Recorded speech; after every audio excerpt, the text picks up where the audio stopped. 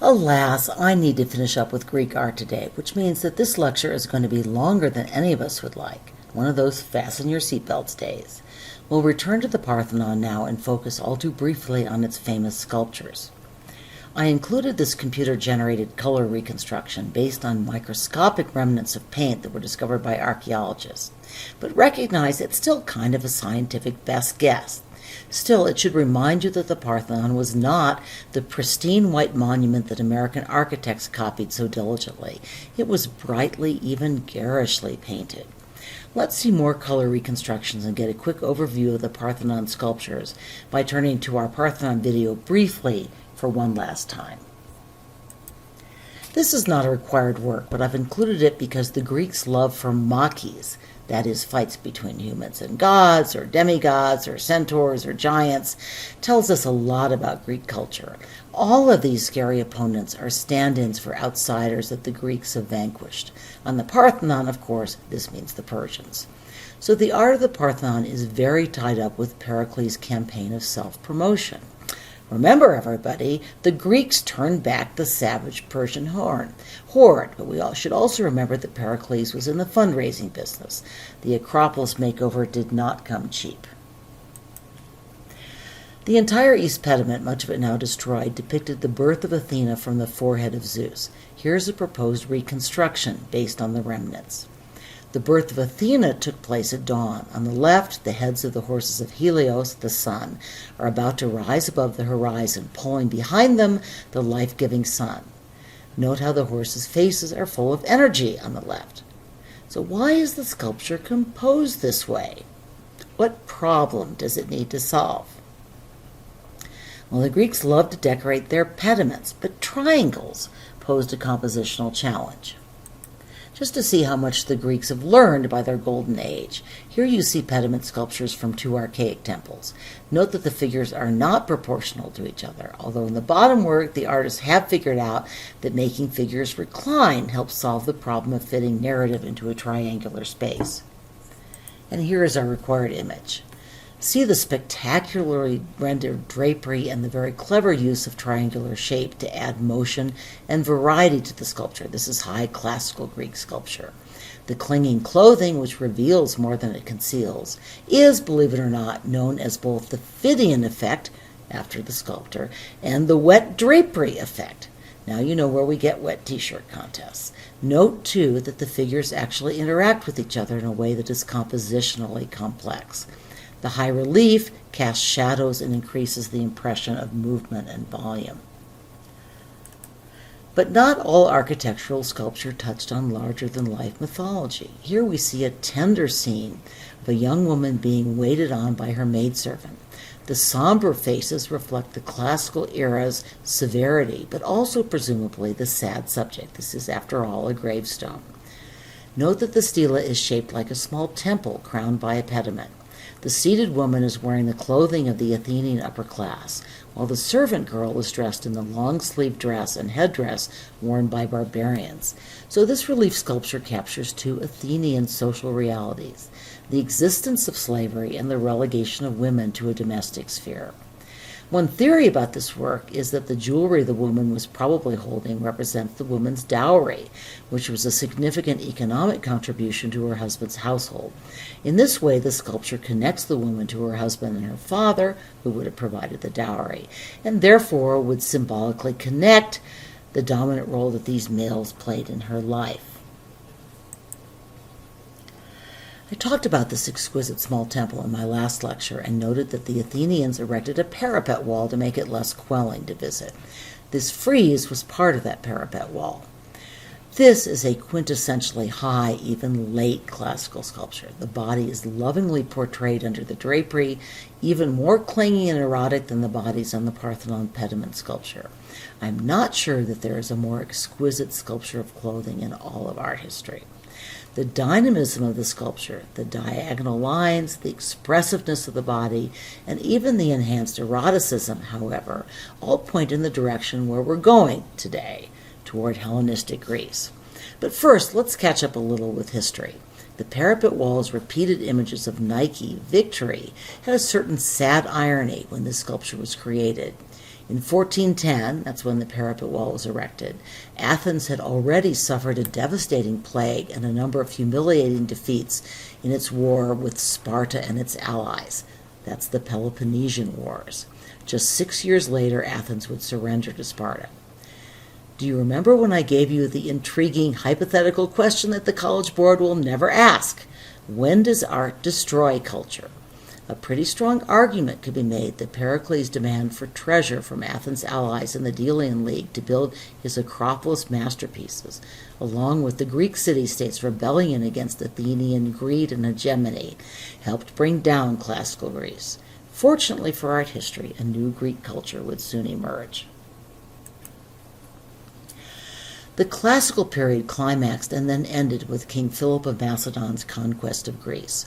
While the Greeks considered Philip a barbarian, Philip, who had spent much of his youth in Thebes, was a huge admirer of Greek culture. He invited Aristotle to his capital to serve as a tutor for his young son. The fellow history would call Alexander the Great. And this is where we skip a lot of fascinating history. I'm sorry.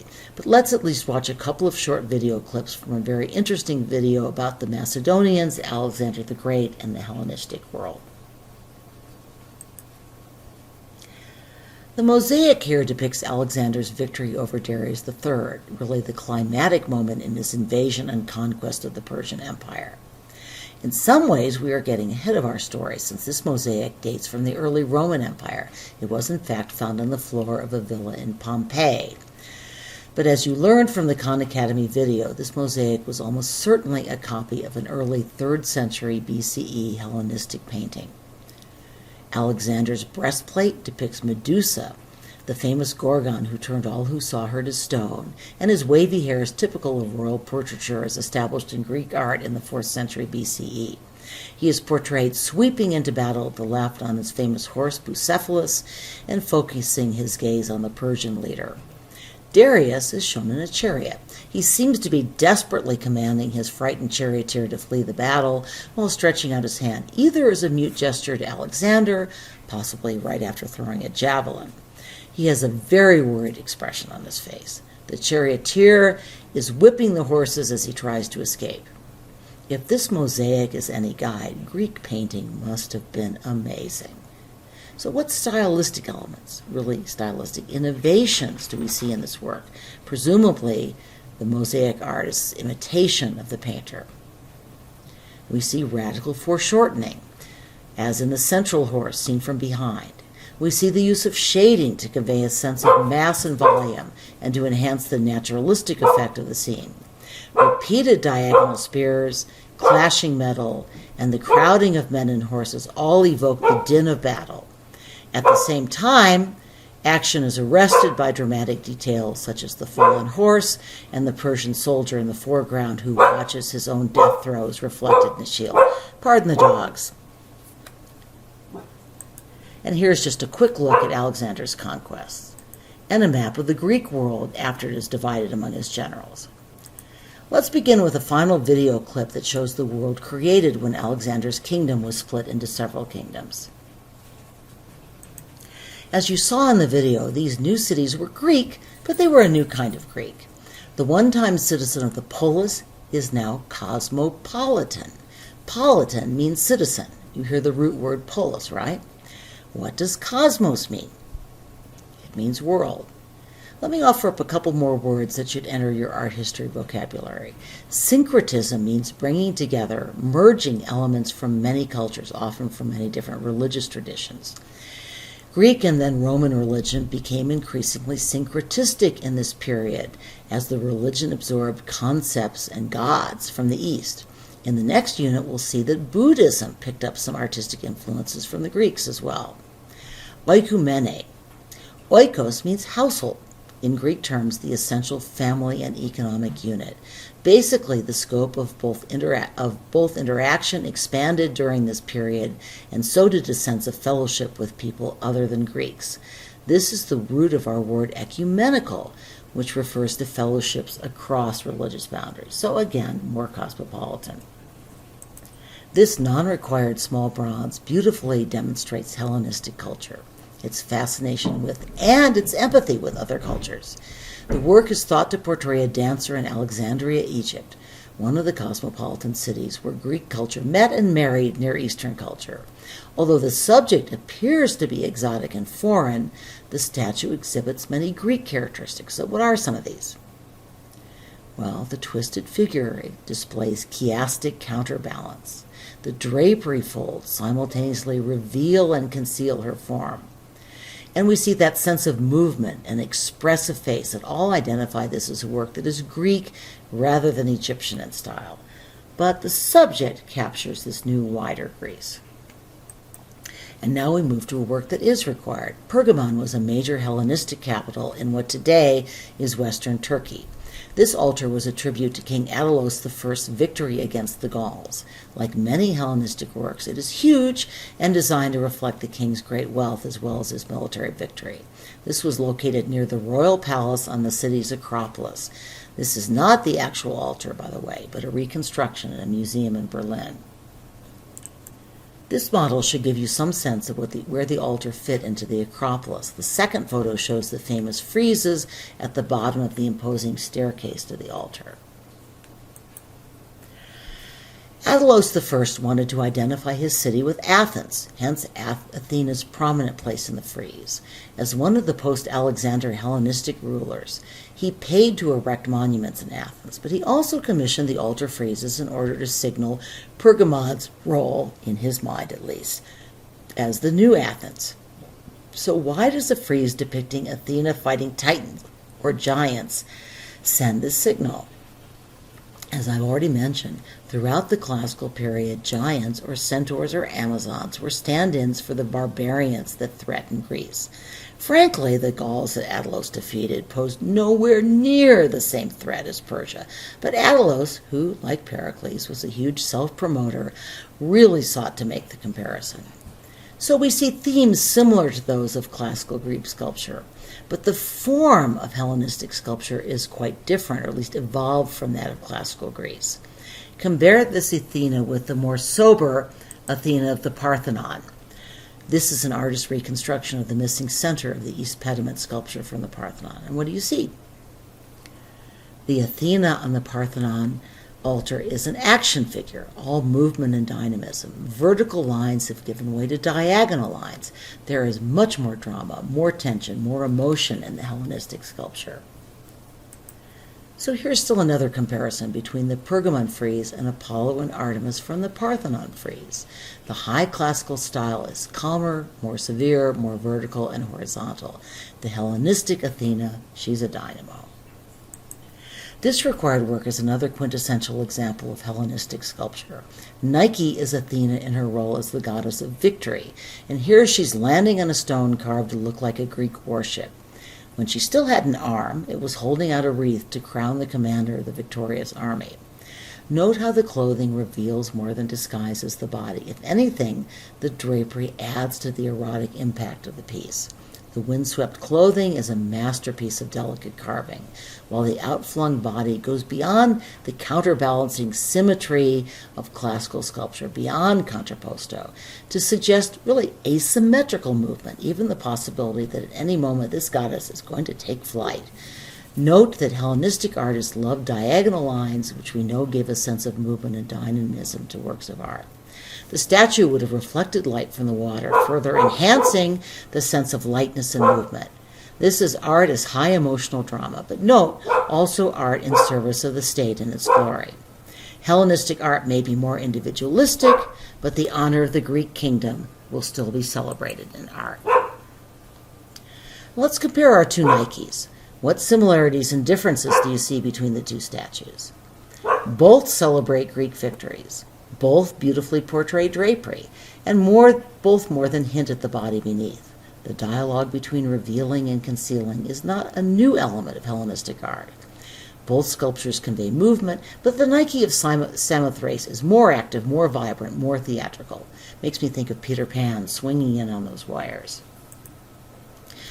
With this boxer, a required work, we return to the popular Greek theme of the magnificent athlete. But how is this athlete different from earlier athletes we've seen, such as the Doryphorus or spear bearer? Actually, he was a soldier. So the boxer is battered and bruised. His nose and teeth are broken. Inlaid, chaste copper blood drips from cuts on his forehead, nose, and cheeks. Okay, I have to make a terrible confession. You will need to know about bronze casting, and in particular, the lost wax method of bronze casting. But we are running out of time, and this particular form of additive sculpture is about to disappear for a millennium. When it reappears in late medieval Europe and 17th century Africa, we'll catch up with and learn about this technique, I promise. So let's compare our required work with an earlier bronze from the High Classical period. They are superficially similar, but the emotional message and impact are entirely different. The Riace bronzes, they're named because they were found in a shipwreck off Riace, Italy, have also fallen off the list, but I could imagine you're being asked to identify the period of each of these sculptures. The Riace warrior is classical, the seated boxer is Hellenistic. And with this sculpture, we come to the end of Greece. This work from the early 1st century CE, that actually makes it Roman Greece, was unearthed in Rome in 1506 as Michelangelo looked on, and apparently oohed on and took careful notes. Laocoon was a Trojan priest who saw through the horse offered by the Greeks, and the gods, who sided with the Greeks, or some of them did, sent sea serpents to strangle him. The Trojans interpreted this as the gods punishing Laocoon for lying, so they welcomed the horse into their city. I hope you all know the rest of that story. This is Hellenistic art at its apogee. Note the expressive emotion, the twisted figures, the diagonal lines, the elaborate asymmetrical composition with counterposing balance, the dramatic views from every side. I frankly can't believe that this work didn't make the cut. It's very, very famous, and it still shows up on AP exams. But I also can't believe that I'm covering it in 30 seconds. My profound apologies. Whew! I have covered a lot of material and really haven't given our required works all the time they deserve, which is why I hope you all did your homework. I hate to leave Greece behind, but the clock is ticking, so we move on.